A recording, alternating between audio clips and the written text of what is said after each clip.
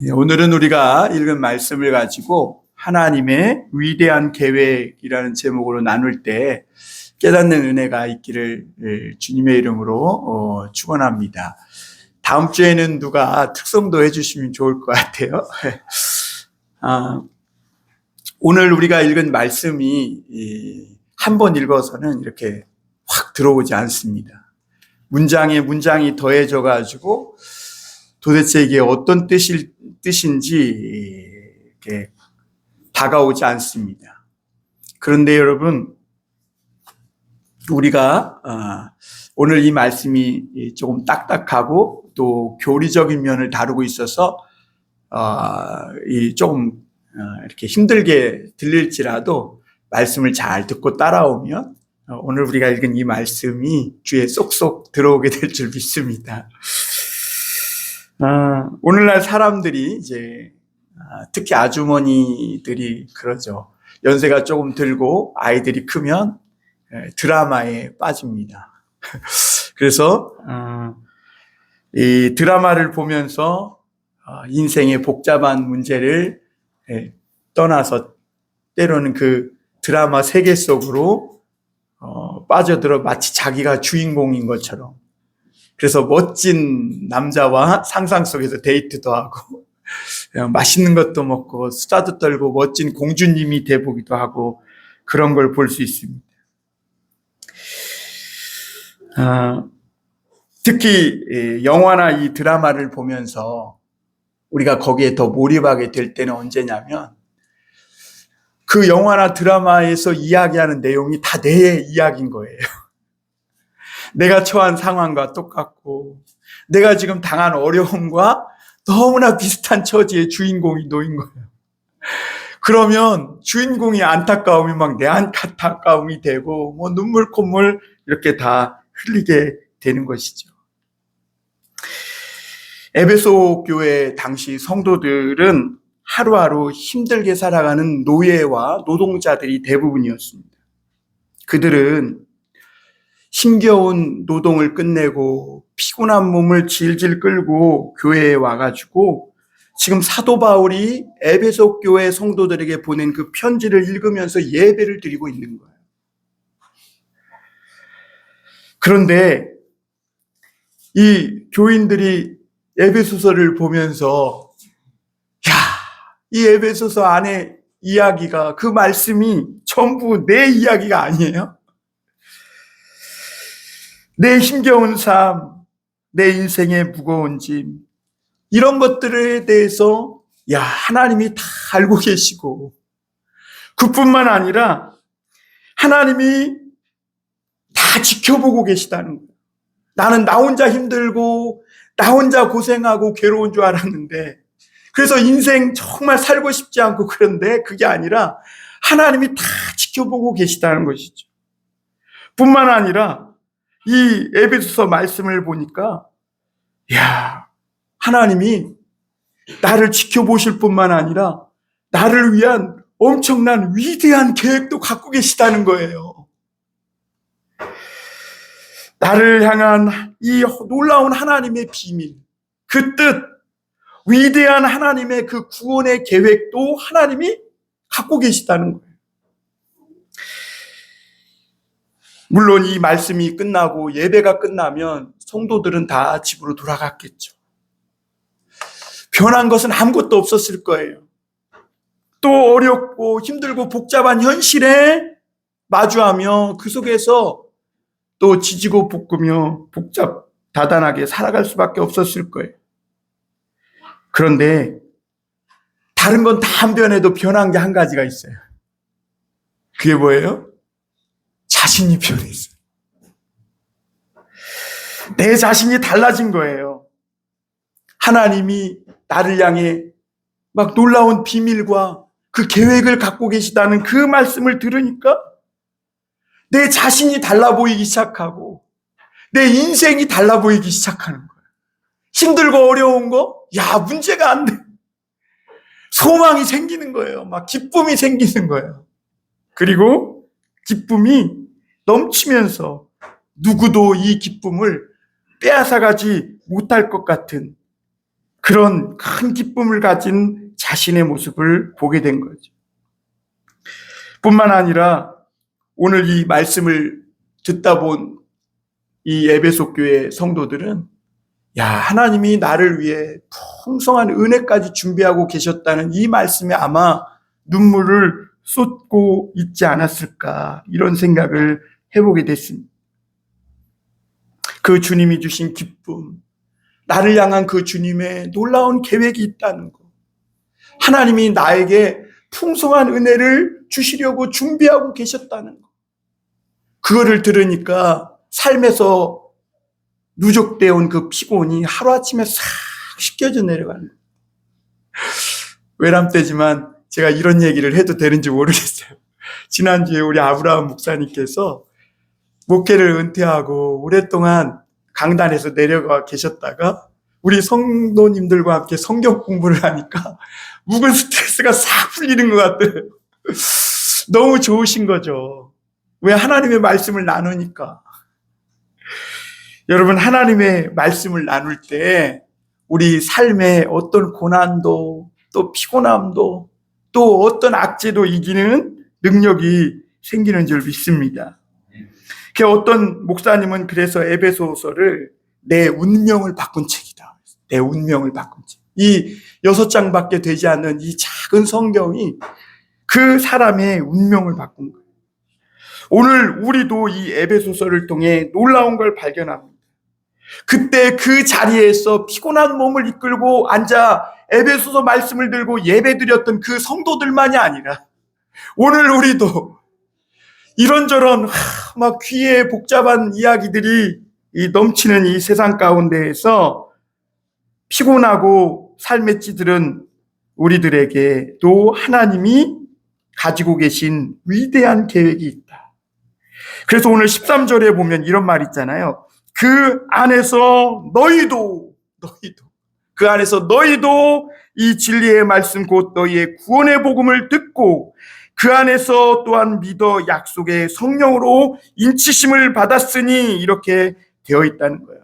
이것은 뭐예요? 하나님 앞에 영광의 찬송이. 그러니까 우리의 삶이 장송가를 부르기 위한 삶이 아니라 하나님 앞에 영광의 찬송을 부르기 위한 삶이 되게 하시려고 오늘 너희를 향해서도 하나님이 이 위대한 계획을 갖고 계시다는 거예요.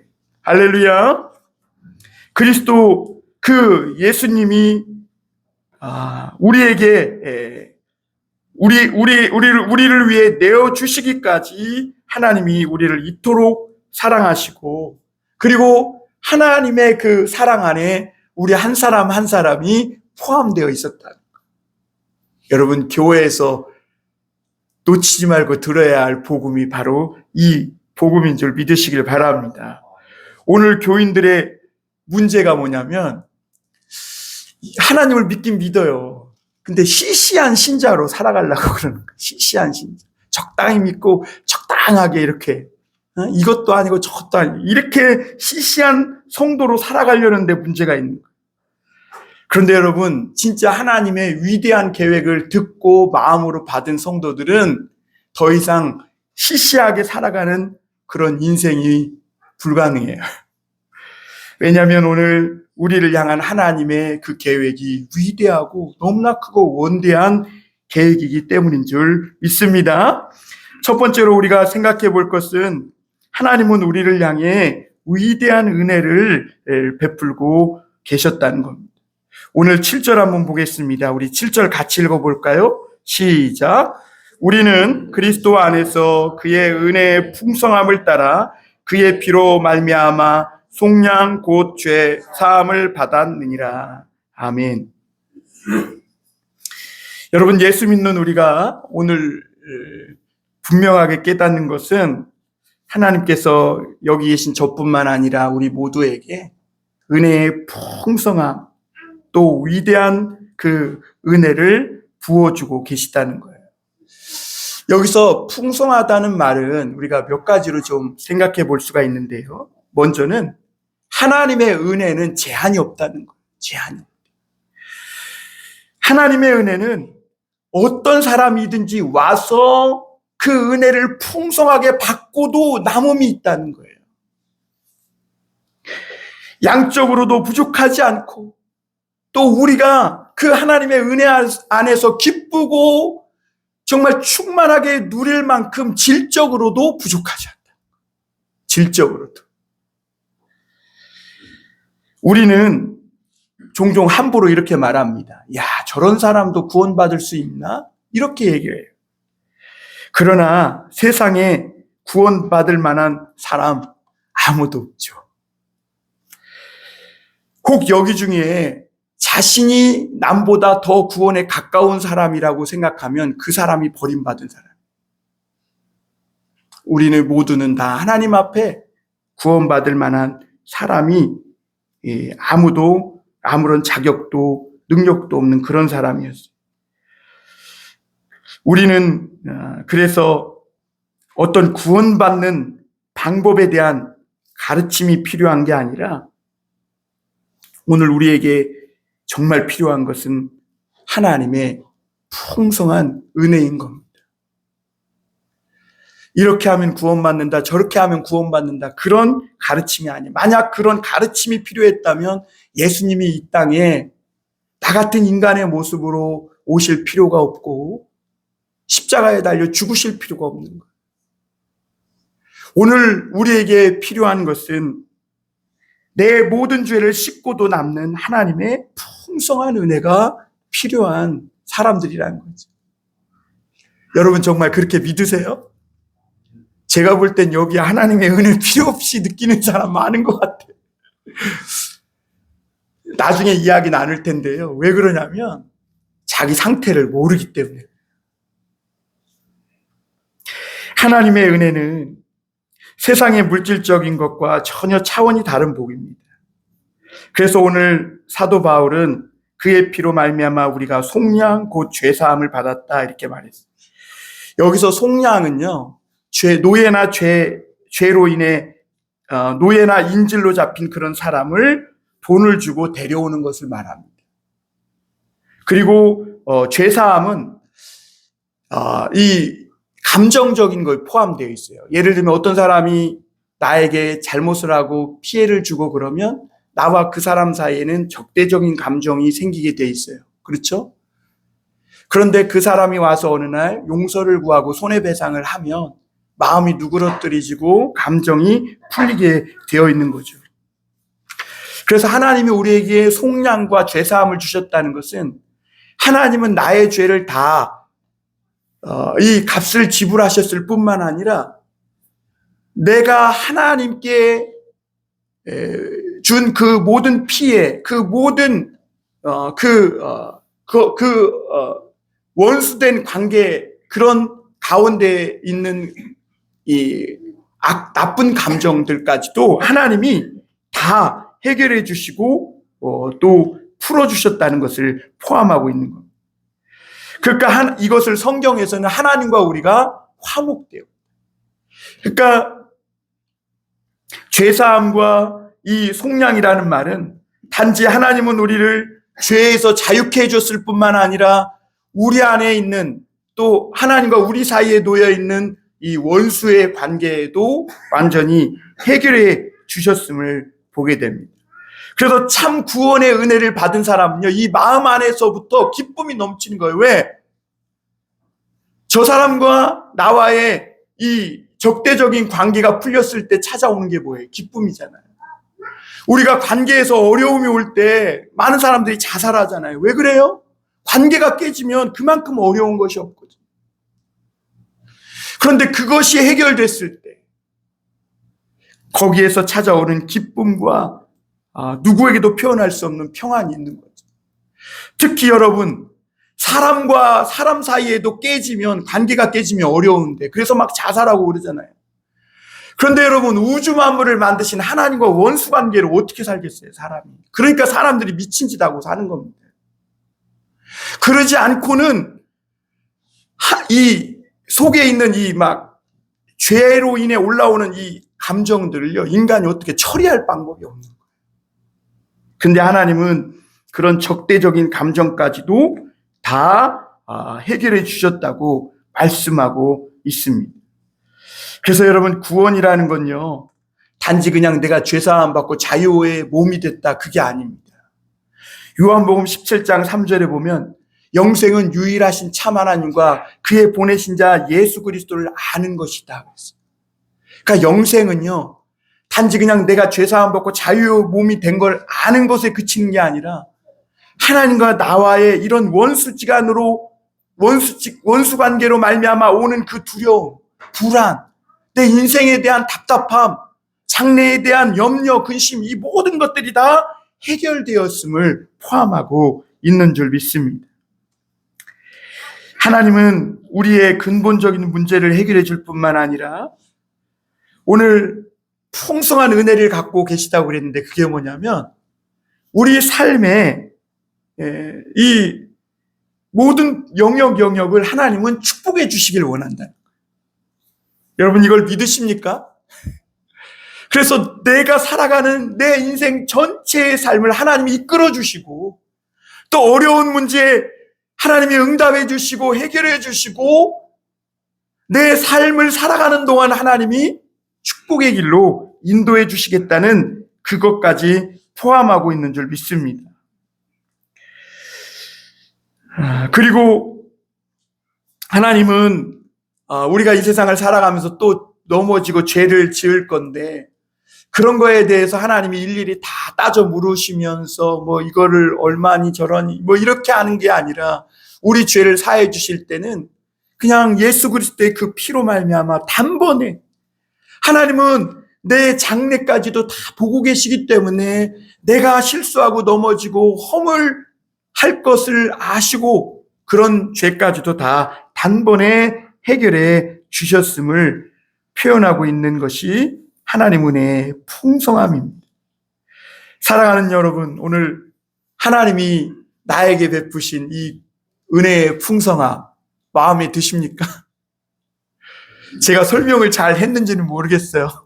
내가 하나님의 은혜를 너무너무 크고 위대한데 내가 요만하게 설명해가지고 아직 여러분의 마음에 와닿지 않는다면, 성령께서 우리 교우들의 마음을 열어주셔서 하나님의 은혜의 풍성함이 얼마나 소중하고 얼마나 귀한 것인지 볼 수 있기를 바랍니다.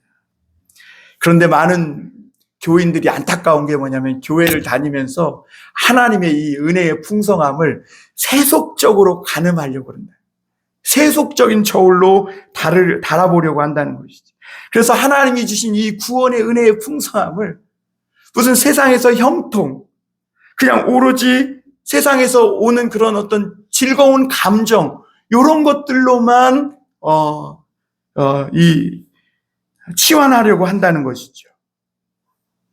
그래서 이스라엘 백성들이요, 애굽에서 나와서 자유의 몸이 됐음에도 불평한 이유가 거기 있는 거예요. 민수기 11장 5절 6절에 보면 이런 말씀이 있어요. 우리가 애굽에 있을 때에는 값없이 생선과 오이와 참외와 부추와 파와 마늘들을 먹은 것이 생각나거늘 이제는 우리의 기력이 다하여 이 만나 외에는 보이는 것이 아무것도 없도다, 이렇게 불평합니다. 이스라엘 백성들의 불평이 뭐냐면, 자기들이 애굽에서 비록 노예였지만 이게 다 먹었다는 거예요. 또 이 파도 먹고 양파도 먹고 오이도 먹고 참외도 먹고 고기도 먹고 다 먹었다는 거예요. 그런데 이제 하나님을 믿고 홍해를 건너서 이렇게 나왔으면 최소한 더 좋은 거 먹어야 되는 거 아니냐는 거죠. 더 좋은 거.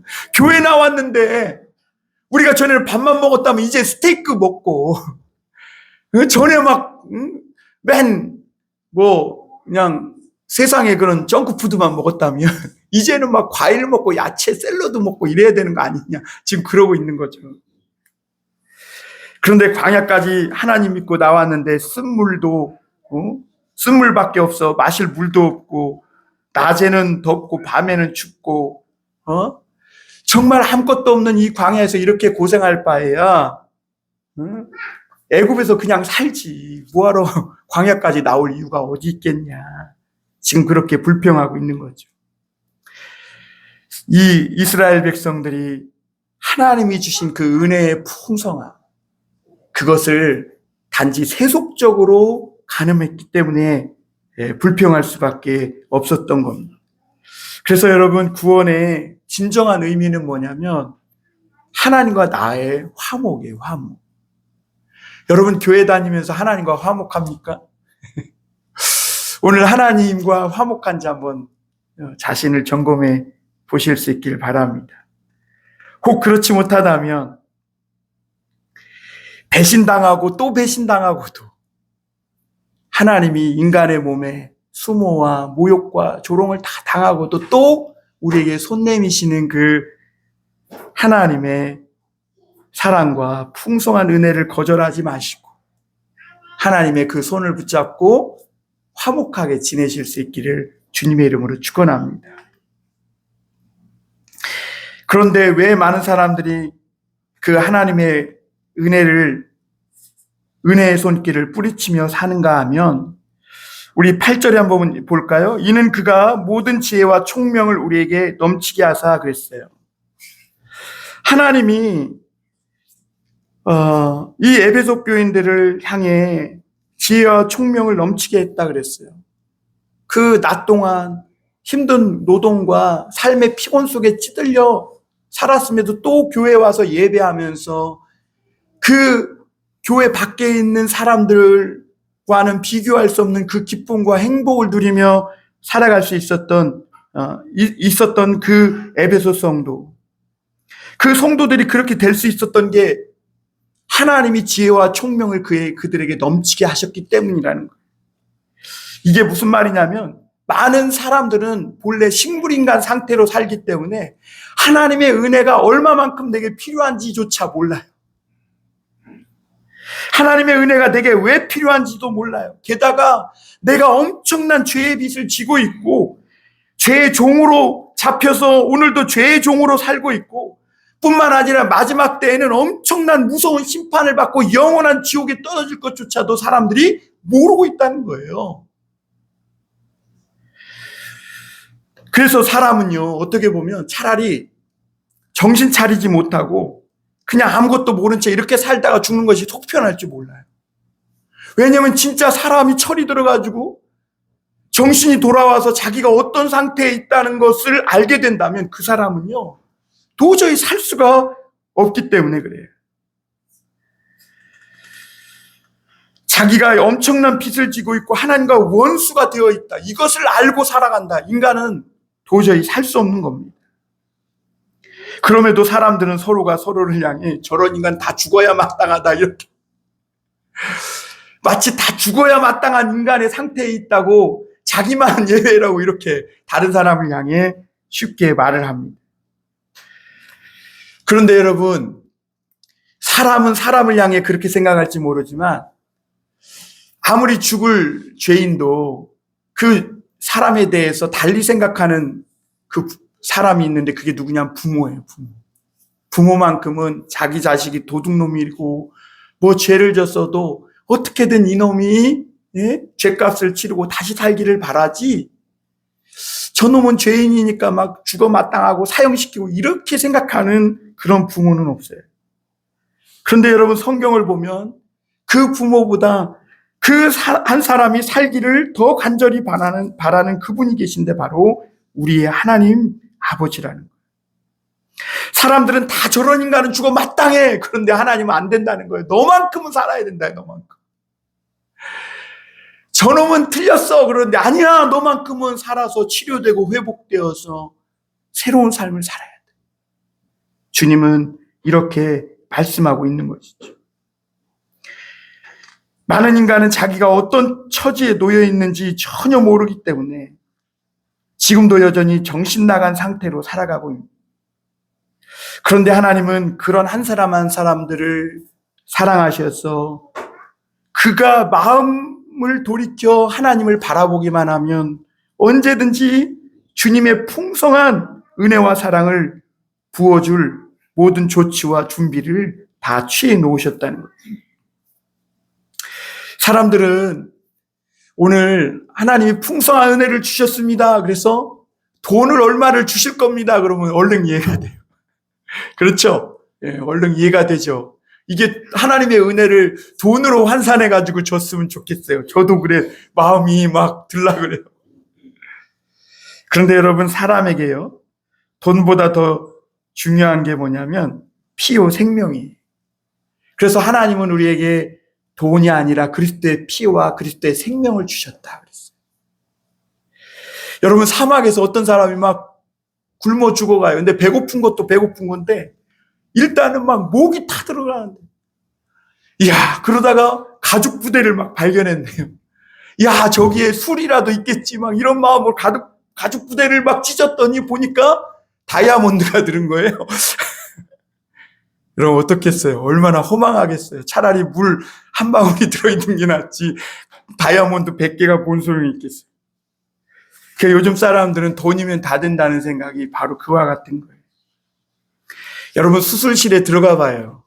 거기에 금덩이가 무슨 필요가 있겠어요. 내 혈액형에 맞는 그 피를 헌혈할 수 있는 피가 필요한 거예요.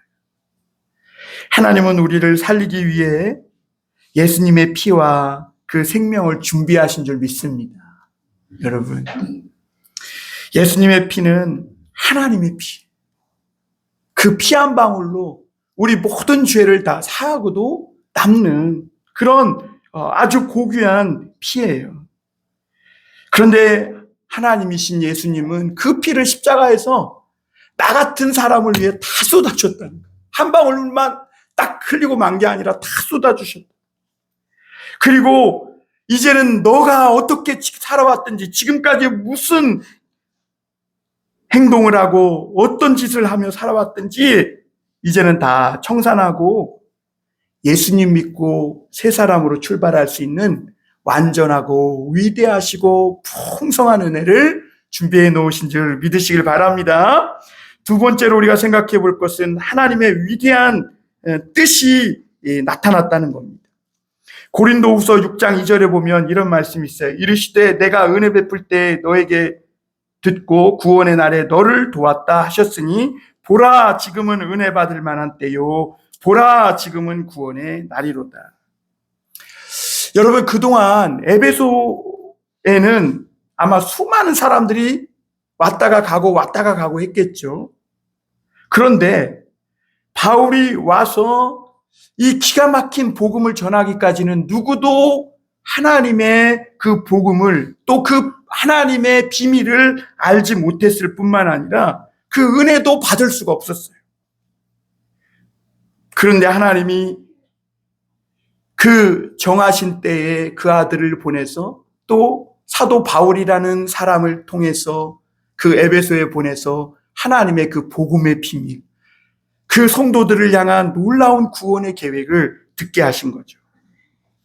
그래서 오늘 8절에 보면 또 한번 보면 그 모든 지혜와 총명을 우리에게 주사 이렇게 말씀하고 있죠.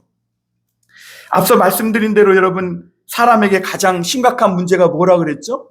자기의 처지, 자기의 무지, 자기가 얼마나 어리석고 지금 어떤 위험한 상태에 빠졌는지 모르고 있다는 거예요.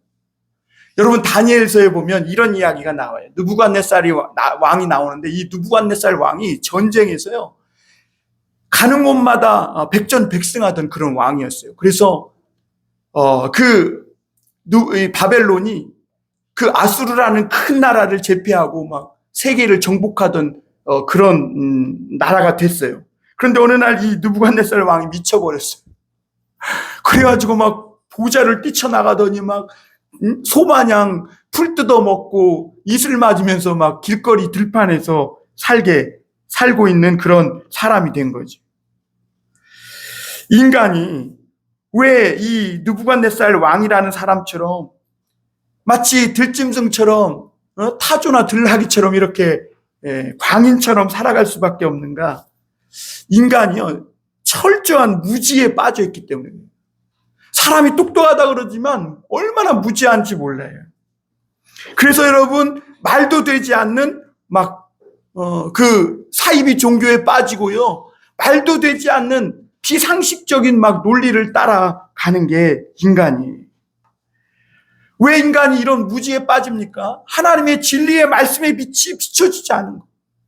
뭐가 진리인지, 뭐가 정말 진정한 사는 길인지 하나님의 빛이 비춰서 그 길이 쫙 보여야 되는데 안 보이는 거예요. 제가 처음 운전 배우고 얼마 안 돼가지고요. 한번 논두렁에 쑤셔 박힐 뻔한 적이 있어요. 제가 그 면허 딸 때만 해도 시골길에 가로등 하나가 없었거든요. 그 엄청 깜깜하죠. 근데 이 라이트가 고장난 거예요, 라이트가. 그런데 모르고 그냥 조금 가는데 그 미등 조그만 거 하나 켜져가지고 그걸 막 보고 가는데 보니까 앞에가 삼거리인 거예요, 삼거리. 그리고 저쪽이 논이고 이제 우리는 좌회전해야 되는데 그걸 모르고 막 가는데 뒤에 우리가 어떤 차가 딱 커브 꺾어 오더니 우리 뒤에서 라이트를 딱 비춰주니까 보이지 않던 길이 양쪽으로 이렇게 난 게 보이는 거예요. 그래가지고 조금만 더 갔으면 논두렁에 쑤셔 박힐 뻔했는데 그 빛이 뒤에서 차가 쫙 비춰주니까 길이 보이는 거예요. 다행히 거기가 1차로여가지고 뒤에 오는 차가 우리 앞질러를 못 가고 우리 뒤에서 빛을 비춰줘가지고 무사하게 잘 그 시골길을 빠져나온 적이 있는데, 사람들이 왜 이렇게 광인처럼 정신 나간 채로 살아가는가? 하나님의 이 말씀의 빛이, 지혜와 총명이 그 안에 비춰지지 않았기 때문에.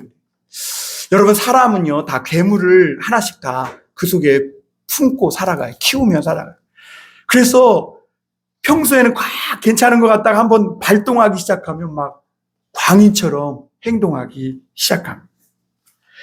마치 술 취한 운전자처럼 여기 받고 저기 받고. 그런데 여러분, 계속 이대로 가면 어떻게 될까요? 대형 사고를 치는 것입니다. 그런데 어느 날 하나님이 내 삶의 진리의 빛을 쫙 비춰주니까 내가 잘못 살아온 인생이 보여지는 것이죠. 이대로 가다가 나는 인생 끝나겠구나, 이게 보이는 거죠. 그리고 그때 비로소 정신이 돌아와서 무지와 광기에서 벗어나 진리이신 예수님을 따라갈 수 있는 그런 놀라운 역사가 일어난 거죠. 여러분, 여기서 넘치게 하셨다 이렇게 말씀하고 있는데, 한번 거기 보면 8절 마지막 부분이죠. 지혜와 총명을 우리에게 넘치게 하자, 넘치게 하자. 하나님이 왜 넘치게 하셨을까요? 적당히 한 3시간 공부하고 가르치면 끝날 수도 있지 않을까? 근데 하나님 넘치게. 이 말씀을 뒤집으면요, 그만큼 우리의 무지와 우리의 어리석음이 너무나 두꺼웠다는 것. 단순한 깨우침으로는 절대로 불가능했다. 우리 무지와 미친 상태가 너무 심각해가지고는 하나님이 지혜와 총명을 막 물붓듯이 넘치게 부어주지 않고는 이 자리에 와서 예배드리고 1시간 말씀 들을 사람이 아무도 없다는 거예요. 그래서 여러분, 종종 그리스도인들은 이런 말을 합니다. 목사님, 제가 과거를 생각해보면 제정신이 아니었던 것 같아요. 내가 제정신이면 그때 그렇게 안 살았을 것 같아요. 그렇죠. 그때는 말씀의 빛이 안 비쳤으니까. 근데 말씀의 빛이 비치니까 내 삶이 보였던 것이죠. 하나님은 9절에 보면 그 뜻의 비밀을 우리에게 알리신 것이라 이렇게 말씀했어요. 여기서 비밀이라는 뜻은 미스테리온이라는 뜻이라는데요. 이게 시크릿, 미스테리 이런 영어로 나눠서 여러 가지 이야기를 하고 있는데, 여기서 말하고자 하는 핵심은 뭐냐면, 하나님의 비밀은 뭐냐면, 하나님이 온 우주를 구원할 큰 드라마를 지금 연출하고 계세요. 아무도 모르죠. 그런데 우리에게 그 뜻의 비밀을 알리셨다는 것은 하나님께서 이 드라마를 앞으로 어떻게 이끌어 가실지 그 플롯을 우리에게 다 가르쳐 줬다는 거예요. 플롯을. 그러니까 너무 재미있고 신난 것이죠. 해리포터 이야기가 그랬다 그래요. 해리포터가 막 한때 유행할 때 애들이 막 서점에서 나오기도 전에 막 오픈런을 막 해서 줄을 쫙 섰다는 거예요.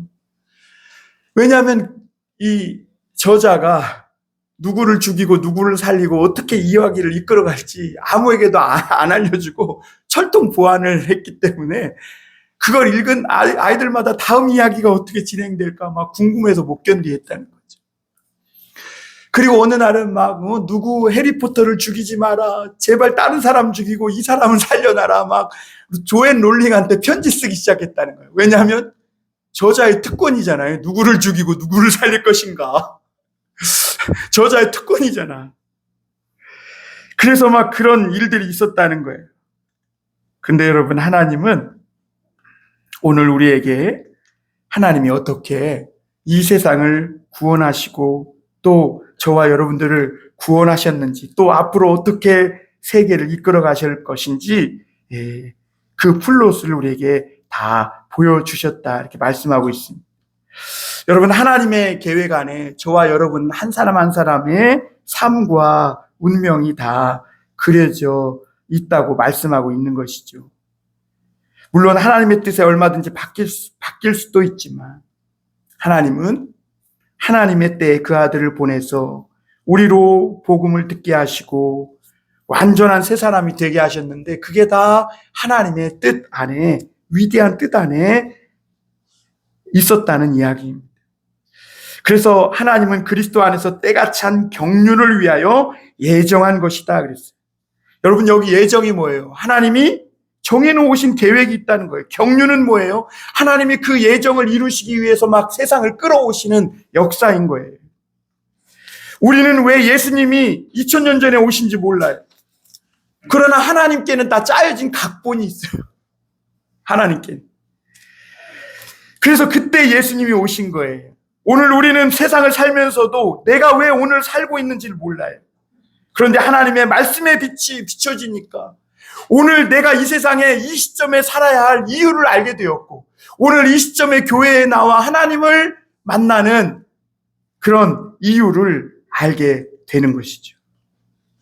우리는 지나가는 세상의 광인이었고 엑스트라에 불과한 인생인 줄 알았는데, 하나님의 뜻이 나를 향해 나타나 그 뜻을 알고 보니까, 이야, 내가 그 광인으로 살다 끝나버리는 인생이 아니라 그 광기와 무지를 벗고 하나님의 주인공으로 인생을 마지막에 아름답게 장식하는 그런 플롯이 있었던 거야. 할렐루야. 여러분, 믿으세요? 네? 믿으세요. 여러분, 하나님의 위대한 뜻에 따라 저와 여러분들이 하나님의 드라마의 주인공이심을 믿으실 수 있기를 바랍니다. 마지막으로 한 가지 더 전할 것은, 하나님의 위대한 계획이 저와 여러분들에게 있다는 겁니다. 여러분, 그러면 이 드라마를 시작했으면 결말이 있을 거 아니에요. 결말이 뭔가? 도대체 하나님은 무엇을 위해 나 같은 사람, 또 이 거대한 구원의 드라마를 진행하고 계시냐 하는 것이죠. 그것은 오늘 말씀에 있는 대로 10절, 마지막 10절이겠죠? 우리 10절 한번 같이 읽어보겠습니다. 시작. 하늘에 있는 것이나 땅에 있는 것이 다 그리스도 안에서 통일되게 하려 하심이라. 하나님의 드라마의 결말은 뭐냐면, 하늘에 있는 것, 땅에 있는 것, 하나님이 창세기에 지으신 이 모든 것이 통일되게 하려. 통일은 여러분, 다른 말로 바꾸면 다스림, 통치라고 할 수 있겠어요. 하늘에 있는 것, 땅에 있는 것, 이 모든 피조세계가 하나님의 다스림 안에 들어가도록 하기 위한, 그래서 그 안에서 축복을 받고 하나님이 본래 지으신 그 은혜대로 모든 피조물들이 아름답게 살아가도록 하기 위한 것이 하나님의 이 구원의 드라마의 결말이라는 거죠. 그리고 하나님은 그 일을 그리스도 중심으로 이루실 거라는 거예요. 외람되지만 우리 같이 해볼까요? 온 세상을 그리스도 중심으로 회복시키시는 하나님. 그렇습니다.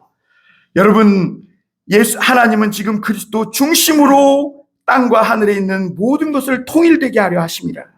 죄로 인해 깨지고 부서진 하늘과 땅, 그리고 죄로 인해 망가진 우리와 저와 여러분들의 모든 인생을 그리스도 중심으로 회복시키고 변화시켜 가지고,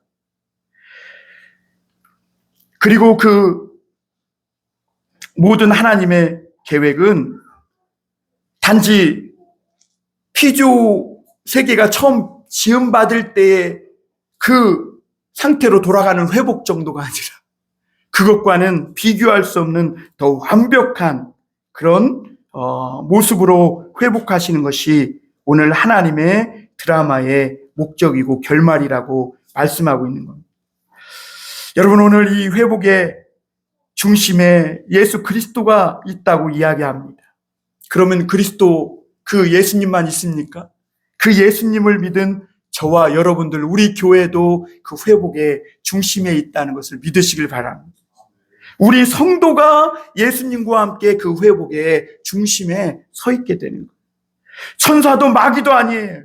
하나님이 이 세상을 회복시킬 그 중심은 오직 예수 그리스도와 그를 믿는 저와 여러분, 우리 교회인 줄 믿으시길 바랍니다. 이 일을 위해 하나님이 우리에게 중요하게 여기는 것이 뭐냐면, 우리 한 사람 한 사람이 철저하게 그리스도의 중심의 사람이 되는 겁니다. 그러니까 그리스도 중심의 사람, 그리스도 중심으로 회복시키실 것이기 때문에 내가 그리스도 중심의 사람이 되는 거예요. 모든 것을 예수 그리스도로 말미암아 생각하고 살아가는 사람. 그리고 주님은 그 위대한 계획을 세우시고 우리를 그 계획 안에 포함시키기 위해서 한 가지 조건을 요구하세요. 예수 그리스도를 내 주님으로 받아들이는 거예요. 내 주님으로. 그게 그리스도 중심의 사람이 되는 길이기. 왜 그러냐면 이것이 하나님 앞에서 전부이기 때문에. 여러분, 우리가 예수 그리스도를 내 삶의 주인으로 모시고 예수 그리스도를 내 중심으로 모시는 거, 이게 하나님의 전부예요. 그리고 그게 하나님의 요구하시는 겸손이에요. 첫사람 아담과 하와가 교만함으로 하나님의 아름다운 모든 것을 파괴하고 잃어버렸다면, 그 파괴된 모든 것을 회복시키신 것은 바로 예수 그리스도의 겸손이었고, 그리고 또 앞으로 회복시켜 나갈 것은 그 예수님을 믿는 저와 여러분들의 주 안에서의 겸손인 줄 믿으시길 바랍니다. 11절에 그래서 우리 교회와 성도들은 예수 그리스도를 주님으로 모시고 세상을 끌어안는 원대한 믿음을 가지시고 살아갈 수 있기를 바랍니다. 11절에 보면 그 모든 일을 마음대로 결정하시는 분이 하나님이시라 그랬어요. 이 일을 이끌어가는 분은 하나님이시지 악한 마귀도 아니고 권력자도 아니고 정치인도 아니고 대통령도 아니에요. 하나님이 이끌어 가신다는 거예요. 하나님은 그 위대한 계획을 따라 우리를 아주 중요한 사람으로 예정하셨고 부르셨어요. 그래서 하나님의 기업이 되게 하셨어요. 하나님의 미천이라는 거예요. 이 위대한 사업을 위해서 저와 여러분들을 하나님의 기업, 소유로 삼고 하나님의 미천으로 삼았다는 거예요.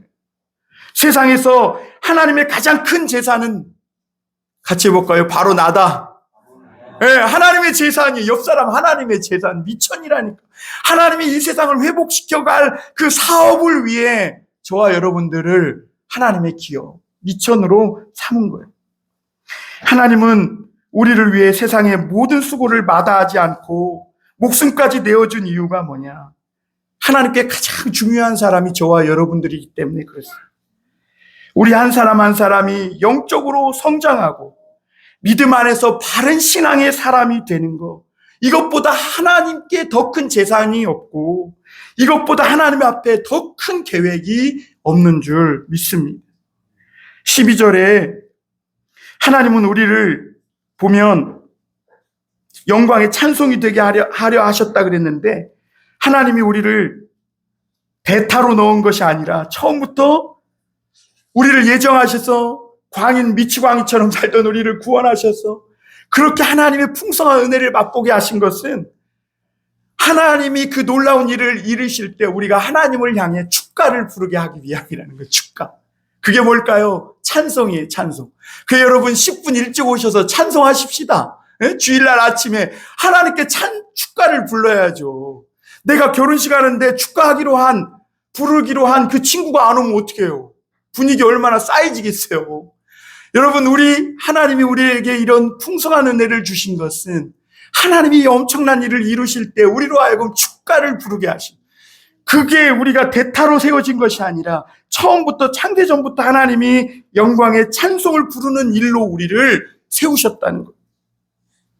13절에 보면 하나님은 그래서 그 에베소 교인들을 향해 위대한 초청을 하고 계신데 그게 바로 말씀의 초청입니다. 사람들은 하나님 말씀 듣는 걸 별거 아니라고 생각해요. 그런데 여러분, 하나님의 말씀 듣는 이것이 가장 위대한 초청이요, 천국의 초청입니다. 복음을 듣지 못하고 말씀을 듣지 못한 인생이 실패한 인생입니다. 그래서 여러분, 하나님은 그런 사람들을 위에서 14절에 보니까, 13절부터 14절에 보니까 그 믿음의 인을 쳐서 도장을 찍어서 우리가 하나님의 소유임을 확정하셨다고 말씀하고 있습니다. 우리 14절만 한번 같이 읽어보고 마무리 한번 하겠습니다. 시작. 이는 우리 기업의 보증이 되사 그 얻으신 것을 속량하시고 그의 영광을 찬송하게 하려 하심이라. 여러분, 여기서 인은 노예나 내 짐승, 내 소유물에게 찍는 게 인이잖아요. 그래서 옛날에 리복 같은 거 막 불로 탁 지지는 거 나오잖아요. 청바지 가죽에. 왜? 내 거라는 거예요. 그 누가 훔쳐가도 금방 탄로나. 하나님이 금방, 야, 이거 네 거 아니야, 내 거야 하고 찾아올 수 있는 거. 그래, 함부로 하나님이 낙인 찍은 것을 누구도 그 손에서 빼앗아 가고 훔쳐갈 자가 없는 거예요. 그래서 하나님은 우리들을 성령의 인침으로 보증하시고 도장을 찍어 놓으신 거예요. 사람들은 성령의 인침이다 그러면 감정적인 거 혹은 영적 체험을 생각하고 떠올리는 경우가 많아요. 물론 우리가 성령 세례를 받을 때 마음이 기뻐지고 회개를 하기도 하고 은사가 나타나기도 하고 맞아요. 그러나 이런 체험들은 사람마다 강도가 다르기 때문에 어떤 사람은 막 뭐 방언을 못하면 성령 체험 이런 말을 하는 사람, 여러분 그런 거는 한쪽 귀로 듣고 버리세요. 그 절대로 확실한 말이 아니에요. 오늘 성경은요, 성령의 인침을 뭐라고 표현하고 있냐면 우리 마음에 하나님의 말씀의 그 비밀을 비추셔서 우리 지식이나 생각이나 우리가 사고하는 이 모든 것을 완전히 바뀌어질 때 그것을 성령의 인침이라고 얘기해요. 왜냐하면 인간이 성령의 인침 없이는요, 생각이 바뀌고 사고가 바뀐다? 불가능합니다. 내가 오늘 하나님, 예수님 믿고 교회 다니면서 내 사고가 바뀌고 사상이 바뀌고 내 생각하는 가치관이 바뀌었다. 그 사람은 성령의 인침을 받은 사람입니다. 사랑하는 성도 여러분, 우리는 하나님의 자녀요, 소유요, 기업이라는 것을 꼭 믿으시길 바랍니다. 우리를 망하게 하거나 그 누구도 훔쳐갈 수 없고, 또 하나님은 이것을 위해 성령으로 우리를 보증해 주셨어요. 여러분, 보증금이 클수록 대단한 거 아닙니까? 하나님이 우리를 위해 보증금으로 성령을 내어주신 거예요. 그러므로 여러분, 이제 살아감에 있어서 두려워하거나 너무 근심하거나 너무 염려할 필요 없어요. 왜? 우리는 이미 하나님을 알았고 하나님의 뜻을 알았고 그 비밀을 알았고 하나님이 나를 향해, 우리를 향해, 내 인생을 향해 어떤 구원의 계획을 가진지 다 들었잖아요, 이제. 그리고 성령으로 인치셨잖아요. 온 우주와 세상이 예수 그리스도를 믿는 저와 여러분들을 통해 새롭게 회복될 것임을 믿으실 수 있기를 바랍니다. 우리를 중심으로, 우리 안에 계신 예수 그리스도 중심으로 사람들이 변화될 것을 믿으실 수 있길 바랍니다. 여러분, 트럼프 대통령의 미국 그 취임식을 잠깐 보니까 그동안 망가졌던 것을 다 회복시키겠다, 막 트럼프 대통령이 행정명령으로 하겠다 그래. 그래갖고 뭐 맥킨리 산도 바꾸고 또 멕시코만도 미국만으로 바꾸겠다, 막 여러 가지 하고, 특히 미국 안에서의 이제 성은 메일, 피메일만 있다, 막 이러면서 막 그동안 있었던 모든 잘못되고 헝클어졌던 걸 돌려놓겠다 그래. 그리고 나서 그 취임식에서 부른 찬송이 있어요. 그게 뭐냐면 마귀들과 싸울지라. 영광, 진짜 그 찬송 불렀어요. 그렇죠, 사모님? 영광 할렐루야, 마귀들과 싸울지라, 죄악 벗은 형제. 그러면서 그동안 잘못된 모든 것들을 새롭게 잡고 회복시키겠다 그러면서 막 불렀어요. 뭐 트럼프가 어쨌든 저쨌든 이런 걸 떠나서 참 미국 안에서 그 하나님에 반하는 모든 것들에 대해서 새롭게 회복시키겠다 그러면서 영광 할렐루야 찬송을 부른다는 것 자체가 부럽더라고요. 부러워. 여러분, 신기하고 정말 신나는 말씀들이 오늘 에베소서에 있음을 보게 됩니다. 우리로 하여금 이 마귀들과 싸우고 승리하여 영광 영광 할렐루야 그 축가를 부르도록 하나님이 예정하셨다는 것을 믿으시고 흔들리지 마시길 바랍니다. 땅을 보면서 실망하지 마시고 하나님이 새롭게 회복시킬 저 영원한 천국과 우주를 바라보면서 저와 여러분들이 부를 하나님의 축가, 그 찬송을 준비하는 우리 모든 성도님들 되실 수 있게 주님의 이름으로 축원합니다. 기도하겠습니다. 하나님 감사합니다. 세상에